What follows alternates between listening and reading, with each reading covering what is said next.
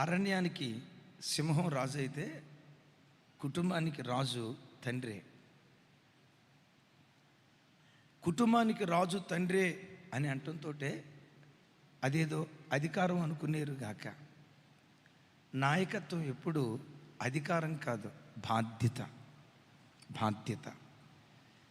తల్లి పోస్ట్ అధికారం కాదు, పిల్లల మీద పెత్తనం చేసేది కాదు. తండ్రి పోస్ట్. అరణ్యానికి సింహం రాజు అయితే కుటుంబానికి నేను రాజునని జెర్మియానే చెప్పాడు. కాబట్టి ఇక ఈ రోజు నుండి SIT, stand, left turn, right turn, again. నాయకత్వం అనేది అధికారం కాదు, బాధ్యత. యేసుప్రభు వారు అంటారు, మీలో ఎవడైనా నాయకుడిగా ఉండగోరిన ఎడల వాడు మొదట పరిచారకుడై ఉండాలి. విన్నారు ఈ మాట? Christianity servant leadership. నాయకుడిగా ఉండగోరిన వాడు బాధ్యతలు మోసుకొని ఆ ఇంటి బాధ్యతలన్నీ భుజస్కంధాల మీద వేసుకొని ఒక బాధ్యత కలిగిన తండ్రిగా బ్రతికితే, వినండి, బాధ్యత కలిగిన తండ్రి తన పిల్లలకు బంగారు భవిష్యత్తునిస్తాడు. బాధ్యత కలిగిన తల్లి తన పిల్లలను చక్కగా తీర్చిదిద్ది తన పూర్వపు తరంలో ఎవ్వరూ బ్రతకనంత నీతిగా బ్రతికేటట్లుగా బాధ్యత కలిగిన తల్లి తన కుటుంబాన్ని చక్కగా కట్టుకోగలుగుతుంది. అయిలరా, మీరు డాక్టర్లు కాకపోయినా పర్వాలేదు, అయితే స్తోత్రం.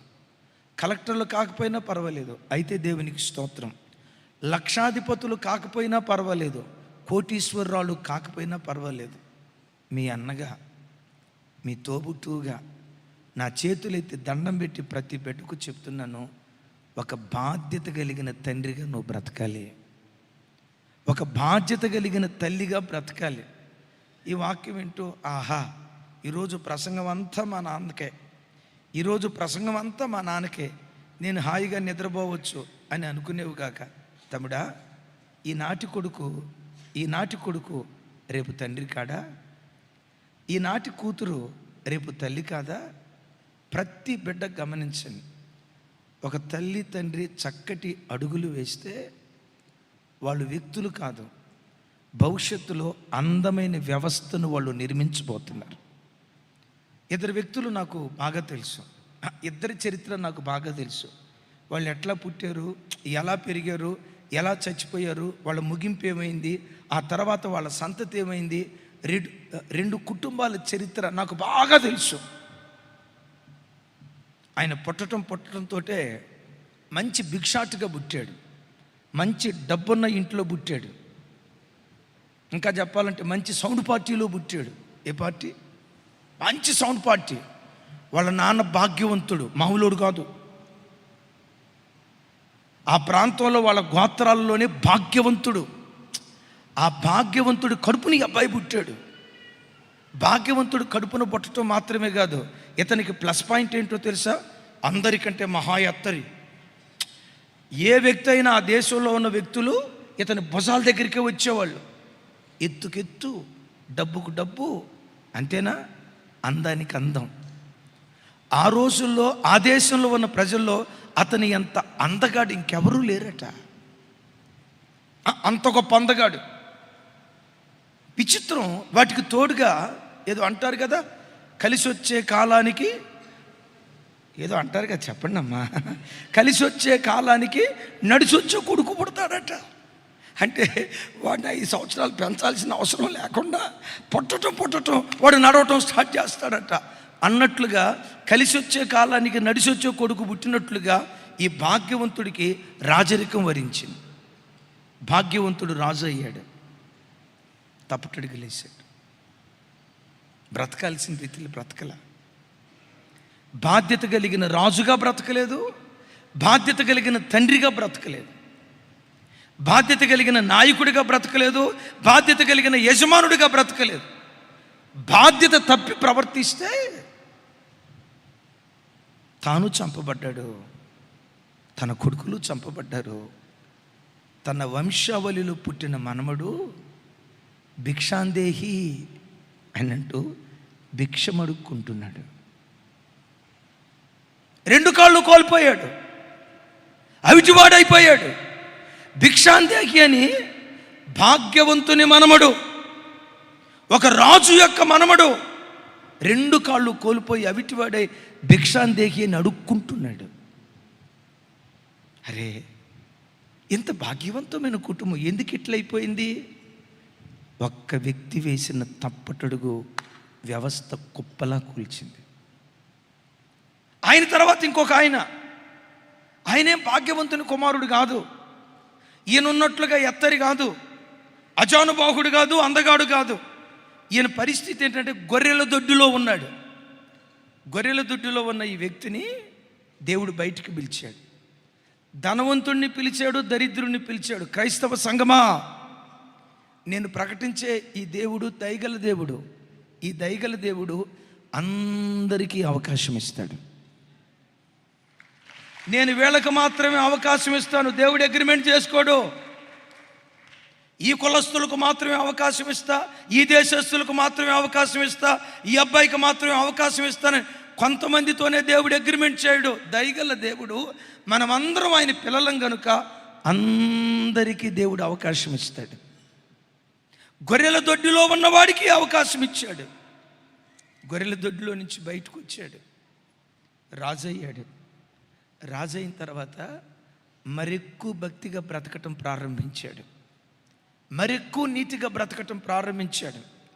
తాను నాయకుడై ఉండటమే కాదు, బాధ్యత కలిగిన నాయకుడిగా బ్రతికితే, ఓ రకంగా చెప్పాలంటే ఇశ్రాయేలీల రాజుల చరిత్రలో ప్రజల ఆత్మీయ స్థితి మనం అలా గ్రాఫ్ గీస్తే, వినండి, ఇలా గ్రాఫ్ గీస్తే నేను చెప్పే ఈ 2వ వ్యక్తి కాలంలో ఇశ్రాయేలు దేశం భక్తిలో శిఖరాల మీద కూర్చుంది. ఆ రాజు చనిపోయాడు. ఆ రాజు కడుపున పుట్టిన కొడుకు తండ్రి కంటే గొప్ప రాజు అయ్యాడు. ఆ తర్వాత పుట్టినవాడు ఆ తండ్రి కంటే గొప్పోడు అయ్యాడు.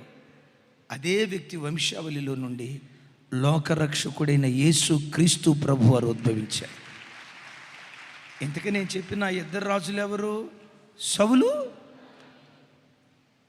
ఒక మాట తల్లి, నీవు నీ ఇంటికి సౌలులాగా బ్రతుకుతున్నావా, దావీదులాగా బ్రతుకుతున్నావా? తమ్ముడు, నా వైపు చూడు. నీవు నీ ఇంటికి ఒక సౌలులాగా బ్రతికే వ్యక్తిగా ఉన్నావా, ఒక దావీదులాగా బ్రతికే వ్యక్తిగా ఉన్నావా? కూర్చొని ఆలోచించు.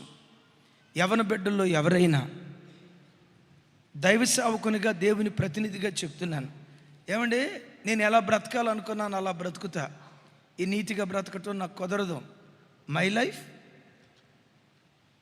ఏదో అనండి, మై స్టైలా? రైట్, నీ స్టైలే. My life my style. నేను ఎలా బ్రతకాలనుకున్నా అలా బ్రతుకుతా. సినిమాకి వెళ్ళాలంటే వెళ్తా సార్, తాగాలనుకుంటే తాగుతా సార్, తందనాలంటే తందనాలు ఆడతా సార్. నా లైఫ్ నేను ఎలా లీడ్ చేయాలనుకున్నానో, నా ఇష్టానుసారంగా నేను బ్రతకాలనుకుంటున్నాను అని నువ్వు అనుకుంటే, తమ్ముడా, చేతులు జోడించి నీకు ఒక మాట చెప్తా, జీవితంలో నువ్వు పెళ్లి చేసుకోకు. ఒక భార్యగా ఉండటానికి, తల్లిగా ఉండటానికి నువ్వు అర్హురాలివి కాదు. ఎందుకు తెలుసా? పాడయ్యేది నువ్వు ఒక్కడివి కాదు, పాడయ్యేది నువ్వు ఒక్కడివి కాదు. నీతోనే వ్యవస్థ పాడైతే పర్వాలేదు. నేను చాలాసార్లు చెప్పే కదా, వ్యక్తి ఏ ఒక్కనాటికి ఒంటరివాడు కాదు, వ్యక్తి ఓ గొప్ప వ్యవస్థ. ఈరోజు 800 కోట్ల మంది ప్రజలు ఉన్నారు అని మనం అంటాం కదా. ఈ 800 కోట్ల మంది ప్రజలు ఒక్క ఆదాములో నుంచి వచ్చిన వాళ్ళు అంటే నమ్ముతారా? నమ్మాల్సిందే. నా మాట అర్థం కాలేదు తమ్ముడా?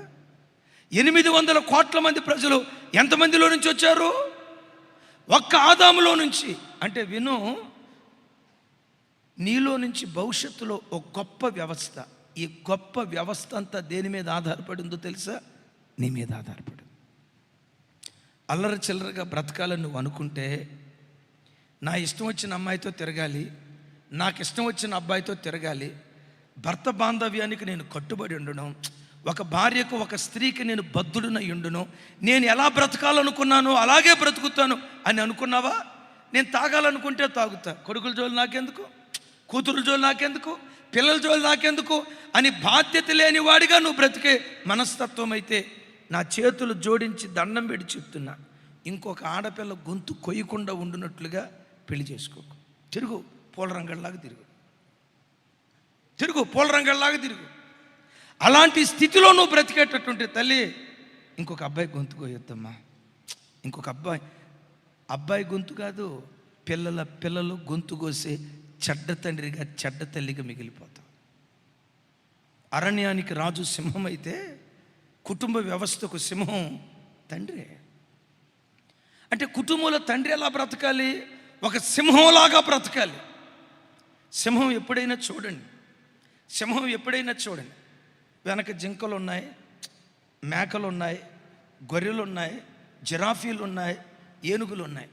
ఇవన్నీ అరణ్యంలో సైన్యంలాగా బయలుదేరి వెళ్తున్నాయి. ఈ సైన్యానికి ముందు నడిచేదేది? ఏనుగా? ఎవరో మనిషి. అది ఆహారాన్ని కొంటది, కానీ ఇతనాభి దిమాక్ నహీ హై. ఆహారం పెద్దదే. విన్నారా? ఏనుగు ముందు నడవదు, ఎలుకబంటి ముందు నడవదు. ఇక నక్కొంద చూసారా? నక్కబావ అనండి, ఆడు పొరపాటు నడవడం. ఏ కాడికి వెనకుండి సెటైర్లు ఎట్టివే వాడి పని. అరణ్యములో జంతువులన్నిటికీ ముందుండి నడిపించేది సింహం. లైన్ ఏ లీడర్. నాయకత్వపు లక్షణాలు ఆ సింహంలో నుంచే నేర్చుకోవాలి. ఓ తండ్రి, నీ భార్యకు, నీ పిల్లలకు, నీ ఇంటిలో ఎంతమంది బ్రతుకుతున్నారో వాళ్ళందరికీ ఒక మంచి నాయకుడిగా నువ్వు బ్రతకాలి, ఒక మంచి నాయకురాలిగా నువ్వు బ్రతకాలి. లైన్ ఏ లీడర్. పరిశుద్ధ గ్రంథమైన బైబిల్లో మొత్తం 66 పుస్తకాలు ఉన్నాయి. చెప్పండి, ఎన్ని పుస్తకాలు ఉన్నాయి? ఈ 66 పుస్తకాల్లో ఒక పుస్తకానికి మినీ బైబిల్ అని పేరు పెట్టారు. ఏ పుస్తకానికి? యెషయా. లైన్. లీడర్షిప్ క్వాలిటీ కలిగిన వాడు మొదట తన ఇంటిని కట్టుకొని ఇశ్రాయేలు దేశాన్ని కట్టడం ప్రారంభించాడు. తన ఇంటిని కట్టుకున్నాడా? ఎలా కట్టుకున్నాడు? కొడుకుని కూర్చోబెట్టరా, కూర్చో నేను చెప్పినట్టు చేయాలా. భార్య మీద డిక్టేటర్షిప్ చేయాల. ఇంత అద్భుతమైన కుటుంబంగా తాను ఎలా కట్టుకోగలిగాడంటే యెషయా గ్రంథం చూడండి, 8వ అధ్యాయం. అందరూ మీ బైబిల్ తెరవండి. మీ చేతిలో బైబిల్ ఉంటే అందరూ మీ బైబిల్ తెరవండి. 8వ అధ్యాయం 18వ వచనం.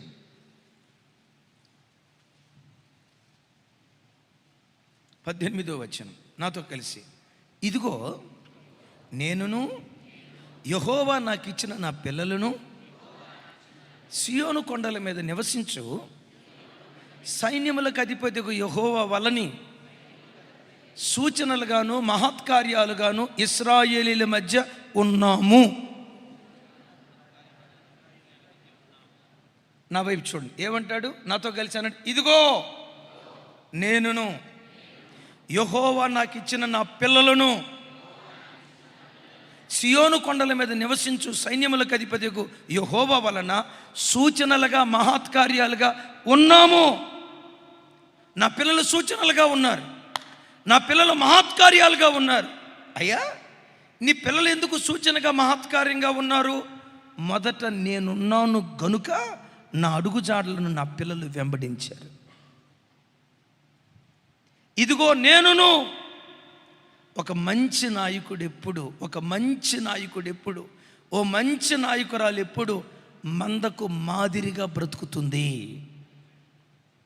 పరిశుద్ధత నీ పిల్లలు నీ దగ్గర నేర్చుకోవాలి. చూసి ప్రార్థన, భక్తి, కష్టపడే తత్వం, కన్నీటి అనుభవం నీ పిల్లలు నీ దగ్గర చూసి నేర్చుకునేటట్లుగా అలాంటి మాదిరికరమైన ప్రవర్తన దయగల దేవుడు మనందరికీ దయచేయునుగాక. యెహోషువ కాలంలో కూడా ప్రజలు చాలా భక్తిగా బ్రతికారు. ఎందుకో తెలుసా? యెహోషువ అంటాడు, నేనును నా ఇంటి వారును యెహోవాను సేవించదాం. అంటే యెహోషువ ఇంటికి లైన్గా, మాదిరిగా, లీడర్షిప్గా ఎవరు నిలవబడ్డారు? యెహోషువ. యెషయి కుటుంబానికి మాదిరి ఎవరు? యెషయి. వాళ్ళు మాదిరిగా బ్రతికారు కనుక, ఆ నాయకత్వపు లక్షణాలు వారిలో ఉన్నాయి కనుక వారి పిల్లలు వారి అడుగుజాడలను వెంబడిస్తూ వచ్చారు. గట్టిగా 2 చేతులు ఎత్తేసాయికు స్తోత్రాలు చెప్తాం.